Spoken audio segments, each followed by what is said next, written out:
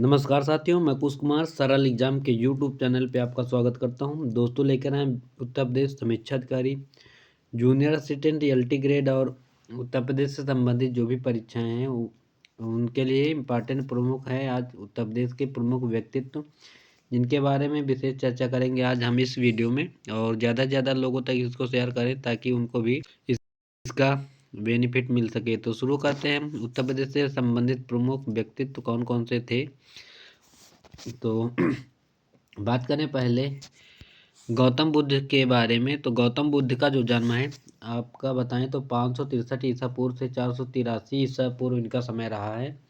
और इनके बचपन का क्या नाम था, तो बचपन का नाम गौतम बुद्ध का सिद्धार्थ था और इनके पिता का नाम शुद्धोधन था। ठीक, माता का नाम महामाया था और पत्नी का नाम इनके यशोधरा और पुत्र इनके एक राहुल था। ठीक, उन्होंने 29 वर्ष की अवस्था में गृह त्याग किया था और इस गृह त्याग की जो क्रिया हुई थी इसे कहते हैं महाभिनिष्क्रमण। ठीक, और इसका अगर सूचक बताए तो वो घोड़ा था गृह त्याग का।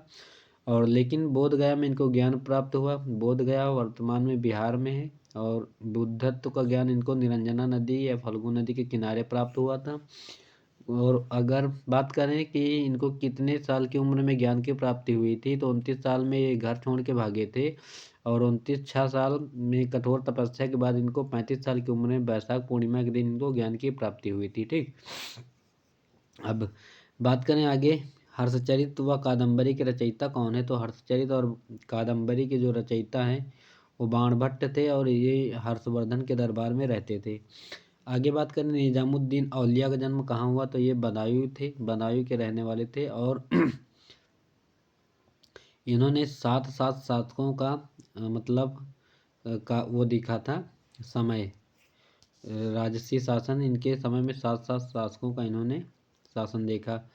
और आगे बात करें फतवा जहांदारी व तारीफ़े फिरोज शाही के लेखक जियाउद्दीन बर्नी कहाँ के थे, तो ये बरन बुलंदशहर के रहने वाले थे और इन्हीं के नाम से बर्नी नाम इनको दिया गया।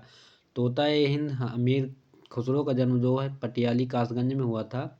और इनके गुरु कौन थे, तो इनके गुरु जो थे निजामुद्दीन औलिया थे और इनकी दरगाह निजामुद्दीन औलिया की कहाँ है, तो दिल्ली में है। ठीक, आगे बात करें संगीतज्ञ भक्त स्वामी हरिदास वृंदावन के रहने वाले थे। इनका जन्म जो है हरिदासपुर में हुआ था, अलीगढ़ में पड़ता है। ठीक, और हरिदास जयंती मनाई कहाँ जाती है, तो वृंदावन में पड़ता है, मनाई जाती है, इसको भी याद रखना। अकबर के दीवान टोडरमल का जन्म कहाँ हुआ था, ये वित्त विभाग से संबंधित थे और इनका जन्म लहरपुर सीतापुर में हुआ था। और आगे बात करें अकबरनामा व ऐन अकबरी के लेखक अबुल फजल का जन्म कहाँ हुआ था। इनका जन्म हुआ था आगरा में और इनके बड़े भाई का नाम फैजी था, वो भी अकबर के दरबार में ही रहता था।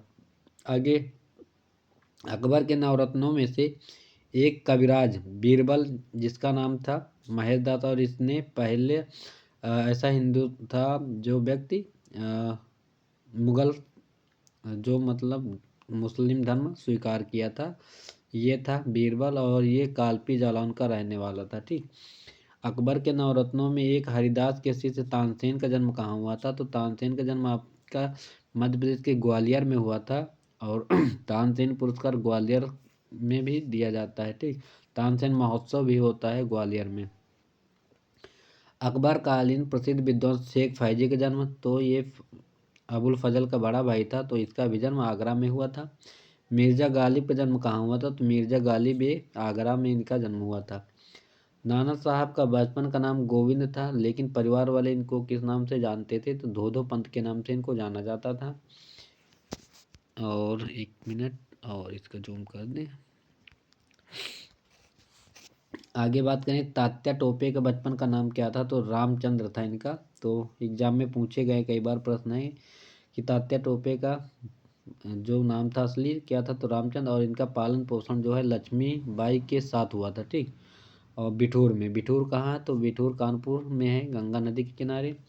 रानी लक्ष्मीबाई का जन्म कहाँ हुआ, तो भदैनी 80 वाराणसी, तो 80 घाट भी है वाराणसी में। और बचपन का नाम इनका मनु या मणिकर्णिका घाट भी बनाया गया है। पालन पोषण इनका बिठूर कानपुर में हुआ। पिता का नाम नाना साहब और मरणोपरांत व पति का नाम गंगाधर था और उनके बाबा उनको पुकारते थे छबीली के नाम से। ठीक, तो पिता नाना साहब थे इनके याद रखना। आगे बात करें पंडित राम प्रसाद बिस्मिल का जन्म कहाँ हुआ था, तो शाहजहाँपुर में हुआ था, लेकिन उन्हें काकोरी केस के तहत फांसी दी गई। ये गोरखपुर जेल में इनको फांसी दी गई थी, ठीक। और चंद्रशेखर आज़ाद का जन्म मध्य प्रदेश में हुआ था, लेकिन ये मूल निवासी कहाँ के थे, तो उन्नाव के थे, ये पास के ही है, कानपुर के बगल में।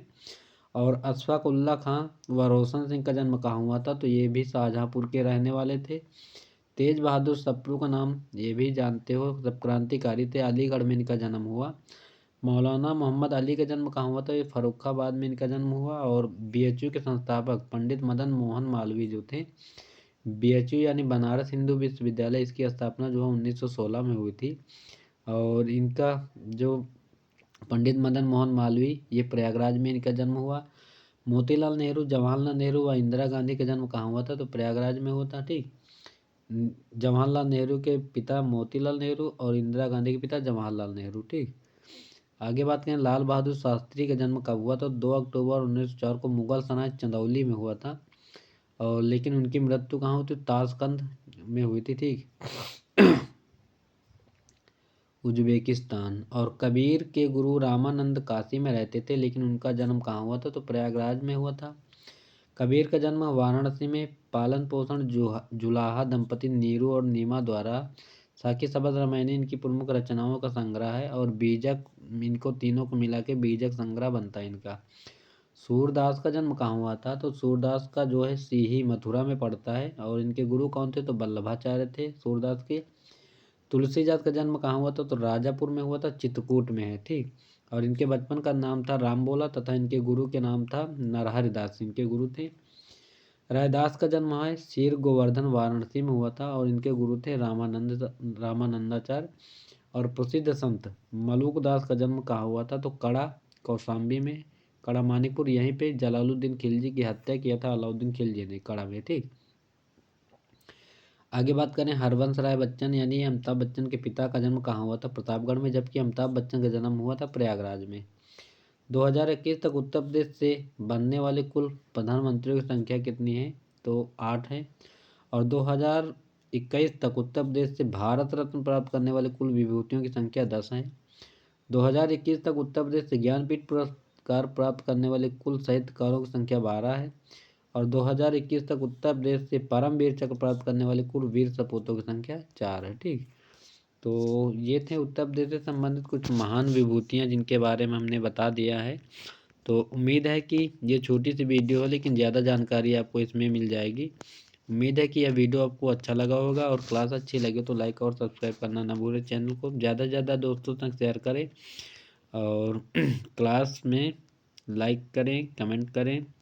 बाय सभी को, thanks for watching this video, thank you. अगली मेरी क्लास होगी बीपीएससी की, जो भी शिक्षक भर्ती से तैयारी कर रहे हैं उनके लिए विशेष डिटेल के साथ हम भूगोल पढ़ा रहे हैं बिहार का, तो आप लोग उसको भी देखना ना भूलें। बाय सभी को, थैंक यू।